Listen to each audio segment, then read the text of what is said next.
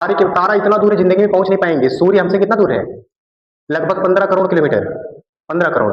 अभी तक हम लोग कितना पास पहुंचे हैं सूर्य के? पृथ्वी से, पृथ्वी से अभी तक हम लोग केवल 15 लाख किलोमीटर गए हैं। केवल 15 लाख किलोमीटर। और है कितना? 15 करोड़ किलोमीटर। फिर भी क्या कह रहा है? तोड़ लाऊंगा। खुद चांद तक नहीं पहुंच पाएगा। Changing is rule of nature. परिवर्तन प्रकृति का नियम है। परिवर्तन का सामान्य मतलब होता है बदलाव। क्या मतलब होता है? बदलाव। तो परिवर्तन कितने प्रकार से होता है? 2 प्रकार से। कौन कौन सा? फिजिकल और एक केमिकल। फिजिकल क्या होता है? भौतिक परिवर्तन। और केमिकल क्या है? रासायनिक परिवर्तन। सामान्यतः ये कहा जाता है कि जो भौतिक परिवर्तन होता है उसे हम आंखों से देख सकते हैं। तो क्या क्या देख सकते हैं हम? कि भौतिक परिवर्तन जब होगा तो रंग बदलेगा, तापमान बदलेगा, अवस्था बदलेगा और आकार बदलेगा। अवस्था और आकार बदल जाएगा। जब भी फिजिकल चेंज होता है, जब भी भौतिक परिवर्तन होता है, उस टाइम द्रव्यमान कैसा रहता है? निश्चित रहता है। संगठन कैसा रहता है? निश्चित रहता है। ये दोनों फिक्स रहते हैं और ये सब चेंज हो जाते हैं। केमिकल चेंज में भी वही होता है कि इसका रंग बदल जाएगा, ताप भी बदल सकता है, अवस्था भी बदल सकता है और आकार भी बदल सकता है। आकार। इसमें इसमें एक बात और ध्यान रखना है कि जब भी भौतिक परिवर्तन होता है तो इसमें नया पदार्थ नहीं बनता है, न्यू प्रोडक्ट नहीं बनता है ना। नया पदार्थ नहीं बनता। इसमें इसमें नया पदार्थ बनता है, न्यू प्रोडक्ट बनता है। इसका द्रव्यमान जो होता है वो निश्चित नहीं होता है, बदल जाता है, चेंज हो जाता है। और संगठन भी इसका अनिश्चित होता है, ये भी बदल जाता है। और ये तो बाकी सब बताया गया। नया पदार्थ बनेगा, द्रव्यमान संगठन अनिश्चित हो जाएगा, रंग, ताप, अवस्था और आकार बदल जाता है। जो भी परिवर्तन हुआ है, ये परिवर्तन हुआ कैसे? तो ये हुआ है रासायनिक अभिक्रिया से। कैसे हुआ है? रासायनिक अभिक्रिया से, यानी केमिकल रिएक्शन से। तो केमिकल रिएक्शन क्या होता है? रासायनिक अभिक्रिया किसे कहते हैं? जब दो या दो से अधिक पदार्थ, जैसे हाइड्रोजन है और ऑक्सीजन है, जब ये मिलते हैं क्या बनाते हैं? H2 बनाते हैं ना। तो इसलिए अब बोलेंगे क्या? जब दो या दो से अधिक पदार्थ मिलकर नए पदार्थ का निर्माण करते हैं। अब देखो यहां पर नया पदार्थ आ गया ना।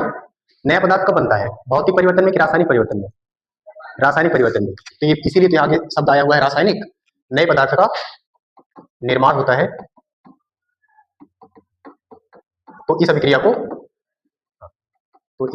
रासायनिक अभिक्रिया कहते हैं। और एग्जांपल में क्या लिखेंगे? जैसे हाइड्रोजन प्लस ऑक्सीजन ये मिलकर क्या बनाते हैं? जल बनाते हैं। अब इसी रासायनिक अभिक्रिया को, ये जो लिखा गया ये है रासायनिक अभिक्रिया। रासायनिक अभिक्रिया, अभिक्रिया होने से पहले जितने पदार्थ होते हैं उनको बोलते हैं अभिकारक। क्या बोलते हैं बाबू? अभिकारक। और रासायनिक अभिक्रिया होने के बाद जो चीज प्राप्त होता है उसको बोलते हैं उत्पाद। इसको बोलते हैं रिएक्टेंट और इसको बोलते हैं प्रोडक्ट। फिर आगे बताया गया था कि यदि ये जो रासायनिक अभिक्रिया है, रासायनिक अभिक्रिया, इस रासायनिक अभिक्रिया को हम किसी और रूप में भी लिख सकते हैं, दूसरे रूप में। और दूसरे रूप का मतलब है किस रूप में? संकेतों के रूप में। किस रूप में बाबू? संकेतों के रूप में। संकेतों का मतलब है, संकेत का मतलब चिन्ह। और ये चिन्ह कहां से आते हैं? आवर्त सारणी से।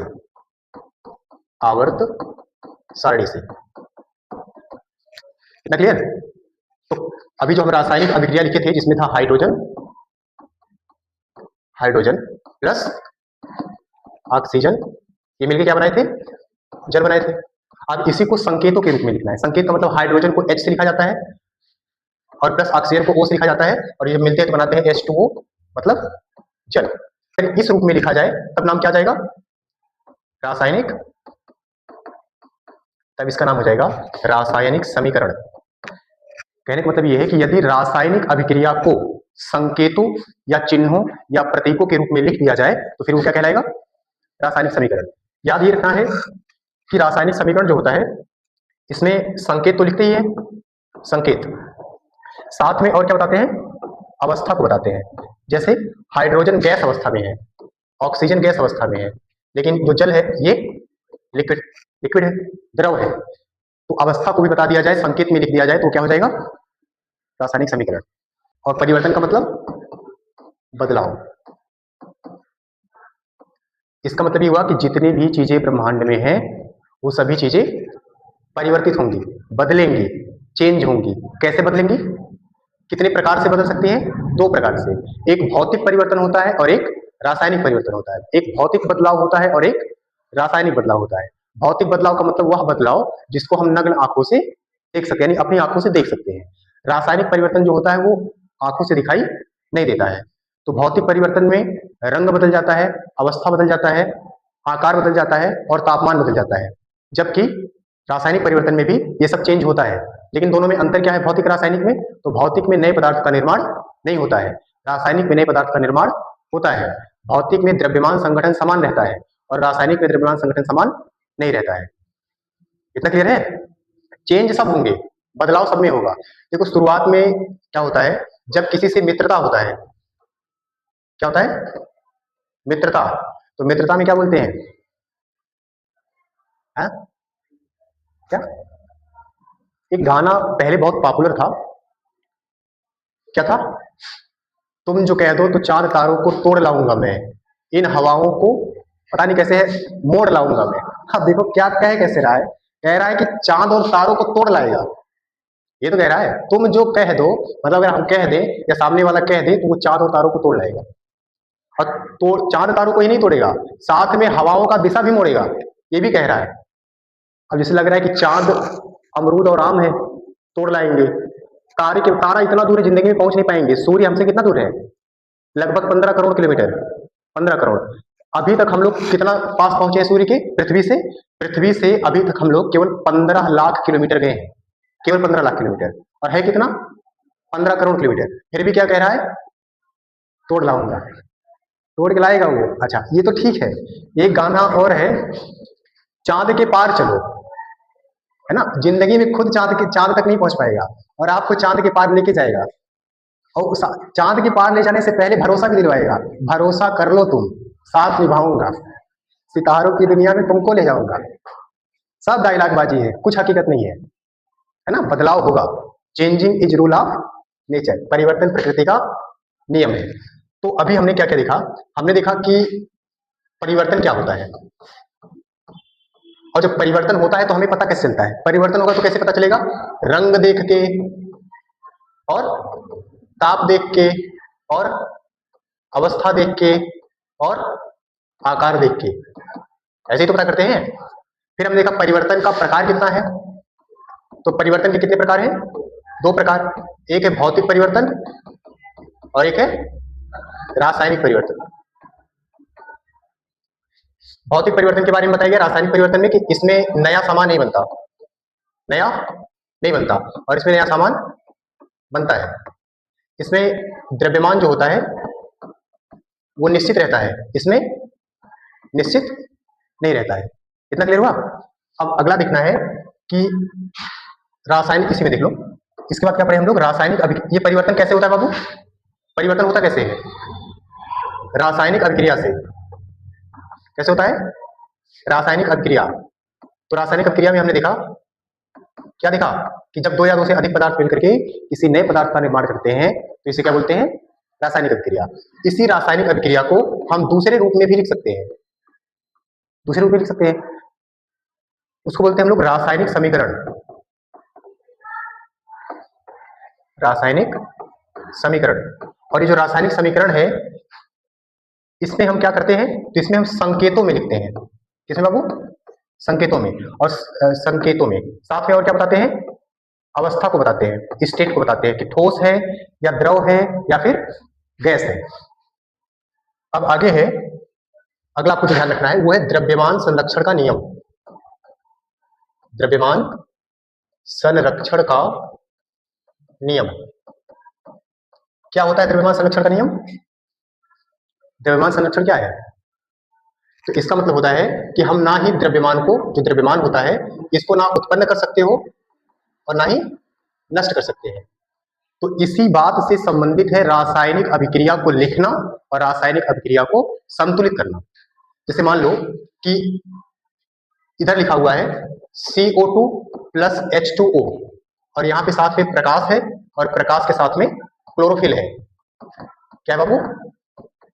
क्लोरोफिल। तो जब ये रिएक्शन करते हैं तो बनाते हैं C6H12 और O6 प्लस O2 बनाते हैं। अब यहाँ पर देखो कार्बन एक बार है, कार्बन कितनी बार है? एक बार। और यहाँ कार्बन कितनी बार है? 6 बार। तो जब हम द्रव्यमान को उत्पन्न नहीं कर सकते हैं और नष्ट भी नहीं कर सकते हैं तो यहाँ पर ये द्रव्यमान ज्यादा कैसे हो गया, कार्बन ज्यादा कैसे हो गया, है ना? तो इस वजह से ये जो समीकरण लिखा हुआ है, रासायनिक समीकरण, इससे हमें क्या करना पड़ता है?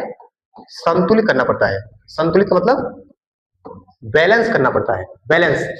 जब समीकरण संतुलित हो जाता है तभी समीकरण को सत्य माना जाएगा, अन्यथा समीकरण कैसा होगा? असत्य माना जाएगा। आगे ध्यानपूर्वक देखिए, समीकरण का प्रकार देखना है, समीकरण के प्रकार एक एक करके देख लो, उसके बाद एक साथ अभी पढ़ लिया जाएगा। पहला प्रकार क्या है? संयोजन। समीकरण नहीं, ये रासायनिक अभिक्रिया है। क्या बाबू? रासायनिक अभिक्रिया। अभिक्रिया के प्रकार, तो पहला होता है संयोजन अभिक्रिया। पहला क्या बाबू? संयोजन अभिक्रिया। दूसरा क्या है? वियोजन। अच्छा, संयोजन क्या होता है? इसमें दो या दो से अधिक चीजें जुड़ जाती हैं और इसमें क्या होती है? टूट जाती है ना? और तीसरा आपको देखना है विस्थापन अभिक्रिया। क्या देखना है आपको? विस्थापन अभिक्रिया। ये दो प्रकार का होता है। अगर एक चीज विस्थापित हो तो एकल विस्थापन, एकल विस्थापन। यदि दो चीजें हों तो द्वि विस्थापन। अगला आपको देखना है ऑक्सीकरण अभिक्रिया। ऑक्सीकरण अभिक्रिया। अगला क्या देखना है? अपचयन अभिक्रिया। अच्छा, ऑक्सीकरण को उपचयन भी कहते हैं, उपचयन। और फिर आपको देखना है रेडॉक्स अभिक्रिया। इसी में साथ में और एक आध दो नाम जोड़ लो, जैसे उष्माक्षेपी, उष्माक्षेपी अभिक्रिया, और एक और देख, ये 7 है और ये 8 है, उष्माशोषी अभिक्रिया। अब आगे इसका परिभाषा क्या होगा, इसके एग्जाम्पल्स क्या होंगे, ये एक एक करके अभी हम लोगों को पढ़ना है, आज ही और अभी। तो सबसे पहले अभिक्रिया के कितने प्रकार हैं? 8। हाँ, अरे अभी इसमें आएगा ना वियोजन अभिक्रिया, भी 3 प्रकार का हो जाएगा। एक हो जाएगा प्रकाश वियोजन, वो फिजिक्स में है, और एक होगा प्रकाश वियोजन, एक होगा धारा वियोजन, और एक होगा उष्मा वियोजन। तो संख्या तो आगे बढ़ी जाएगा। अभी ये 8 याद रखना है आपको। क्या क्या याद रखना है? संयोजन, वियोजन, विस्थापन। पहले ये 3 याद रखना है, संयोजन अभिक्रिया, वियोजन अभिक्रिया, विस्थापन अभिक्रिया। फिर याद रखना है ऑक्सीकरण, अपचयन, रेडॉक्स। जब ये दोनों एक साथ होते हैं तब उसको बोलते हैं रेडॉक्स। फिर ये तीनों आ जाएगा। और फिर उष्माक्षेपी। क्षेपी का मतलब होता है कि ये उष्मा को बाहर निकालता है, यानी उष्मा का उत्सर्जन करता है। क्या कहता है बाबू? उत्सर्जन करता है, बाहर निकालता है। और शोषी का मतलब होता है सोखना, यानी ये उष्मा को ग्रहण कर लेता है।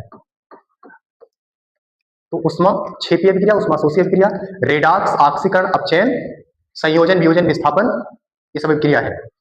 फिर से देखो, अब ध्यान से देखो, अभी तुरंत लिखना है। संयोजन अभिक्रिया, इसमें चीजें जुड़ जाती हैं।